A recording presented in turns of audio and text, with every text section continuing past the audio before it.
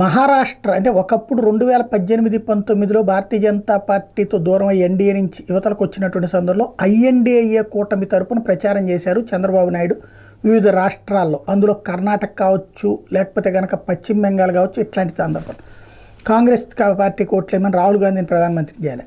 అయితే ఆ తర్వాత కాలంలో కాంగ్రెస్కు దూరం అయ్యారు. ఆయన దోవన ఆయన పార్టీని అట్టిపెట్టుకున్నారు.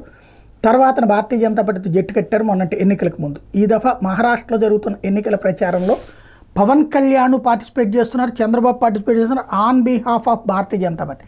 భారతీయ జనతా పార్టీ తరఫున ఇద్దరు ప్రచారం చేస్తున్నారు. 2 రోజుల పాటు పవన్ కళ్యాణ్ మహారాష్ట్రలో 5 సభలు 2 రోడ్ షోలు నిర్వహిస్తున్నారు. మరాఠ్వాడ, విదర్భ, పశ్చిమ మహారాష్ట్ర రీజియన్లో ప్రచారం షెడ్యూల్ పెట్టారు. ఇందులో రోడ్ షోలతో పాటుగా బహిరంగ సభలు ఉంటాయి. విదర్భ ప్రాంతంలో 17వ తారీఖు పెట్టుకొచ్చారు. అదే సందర్భంలో ఆ రోజు ఉదయం చంద్రపూర్ జిల్లాలోని బల్లార్పూర్ పట్ల నిర్వహించే బహిరంగ సభలో కూడా పాల్గొంటారు. సాయంత్రం పుణె కంటోన్మెంట్ నియోజకవర్గం పరిధిలో కూడా వివిధ కార్యక్రమాలు పాల్గొంటున్నారు. ఓవరాల్గా